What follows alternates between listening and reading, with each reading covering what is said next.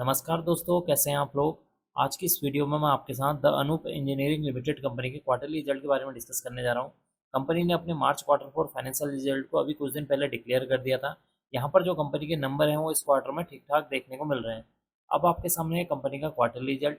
देखिए, यहाँ पर इस रिजल्ट में हमें 3 सेक्शन पर फोकस करना है। पहला है मार्च 2025 रिजल्ट, सेकंड है दिसंबर 2024 रिजल्ट और थर्ड है यहाँ पर मार्च 2024 रिजल्ट। तो इन 3 सेक्शन पर भी फोकस करना है। सबसे पहले बात कर लेते हैं कि इस क्वार्टर में कंपनी की कितने करोड़ की सेल्स हुई है। देखिए, इस क्वार्टर में कंपनी की 205 करोड़ की सेल्स हुई है। प्रीवियस क्वार्टर में 171, प्रीवियस ईयर में 157 करोड़ की सेल्स देखने को मिली हुई है।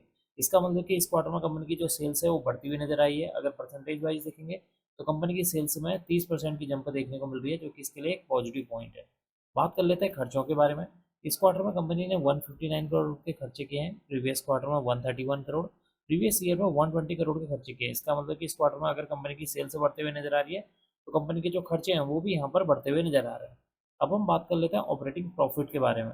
देखिए, इस क्वार्टर में कंपनी का ऑपरेटिंग प्रॉफिट 46 करोड़ है। प्रीवियस क्वार्टर में 40 करोड़, प्रीवियस ईयर में देखेंगे तो 37 करोड़ देखने को मिला हुआ है।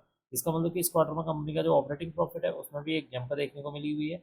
परसेंटेज वाइज देखेंगे तो यहाँ पर 24% की यहाँ पर जंप देखने को मिल रही है, जो कि इसके लिए एक पॉजिटिव पॉइंट है।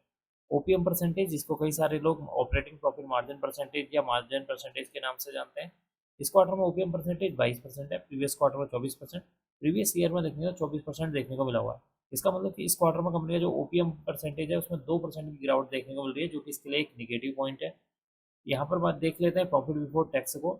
इस क्वार्टर में 40 करोड़ का profit before tax, previous quarter में 34, प्रीवियस ईयर में 36 करोड़ का देखने को मिला हुआ है। इसका मतलब कि इस क्वार्टर में भी कंपनी का जो प्रॉफिट बिफोर टैक्स है वो बढ़ता हुआ नजर आया है।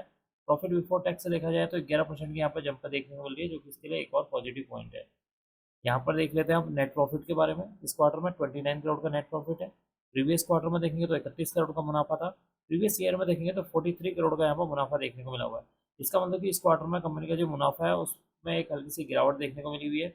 मुनाफे को अगर हम परसेंटेज वाइज देखेंगे तो इसमें 32% की गिरावट देखने को मिल रही है प्रीवियस ईयर के मुकाबले, जो कि इसके लिए एक नेगेटिव पॉइंट है। एंड में हम डिस्कस कर लेते हैं ईपीएस के बारे में। देखिए, इस क्वार्टर में कंपनी का ईपीएस 14 रुपये 64 पैसे है। प्रीवियस क्वार्टर में 15 रुपये 66 पैसे, प्रीवियस ईयर में देखेंगे तो 21 रुपये 62 पैसे देखने को मिला हुआ है। इसका मतलब कि कंपनी का जो ईपीएस है उसमें भी एक गिरावट देखने को मिल रही है, जो कि इसके लिए क्या है, एक निगेटिव पॉइंट है। देखिए, कंपनी का यहाँ पर आपके माइंड में क्वेश्चन ये होगा कि कंपनी का अगर इस क्वार्टर में प्रॉफिट बिफोर टैक्स ज़्यादा देखने को मिल रहा है प्रीवियस ईयर के मुकाबले, तो यहाँ पर कंपनी का जो नेट प्रॉफिट और ईपीएस में क्यों गिरावट हुई है, ये आपके माइंड में क्वेश्चन हो सकता है। देखिए, उसका रीजन है कंपनी का टैक्स परसेंटेज। इस क्वार्टर में आप देखेंगे कंपनी ने 27% टैक्स पे किया है इस अमाउंट में, 40 करोड़ की अमाउंट में, जिसकी वजह से कंपनी का जो नेट प्रॉफिट है प्रीवियस ईयर के मुकाबले इस क्वार्टर में जो है कम आता हुआ नजर आया है, जो कि इसके लिए एक हल्का सा निगेटिव पॉइंट है। तो कुल मिलाकर देखा जाए कंपनी का जो रिजल्ट है वो ठीक ठाक देखने को मिला हुआ है, क्योंकि कंपनी के यहाँ रिवेन्यू में 30% की यहाँ पर तेजी देखने को मिल रही है। कंपनी का जो ऑपरेटिंग प्रॉफिट है उसमें जो 24% की तेजी देखने को मिल रही है। कंपनी का जो प्रॉफिट बिफोर टैक्स है उसमें जो 11% की तेजी देखने को मिल रही है। कंपनी का जो नेट प्रॉफिट है उसमें जो 32% की यहाँ पर हल्की सी गिरावट देखने को मिल रही है, जो कि इसके लिए एक निगेटिव पॉइंट है। उसके बाद रीजन मैंने बता दिया आपको कि नेट प्रॉफिट में गिरावट क्यों हुई है, क्योंकि कंपनी ने इस क्वार्टर में टैक्स से ज़्यादा पे किया है, जिसकी वजह से कंपनी का जो नेट प्रॉफिट है उसमें गिरावट देखने को मिल रही है। तो कुल मिलाकर कंपनी का जो रिजल्ट है वो ठीक ठाक देखने को मिल रहा है। अब मैं इस वीडियो को यहीं पर एंड करूँगा। उम्मीद करता हूँ कि आपको यह वीडियो पसंद आई होगी। अगर आपको यह वीडियो पसंद आई तो please like share and subscribe करना ना भूलें। Thank you.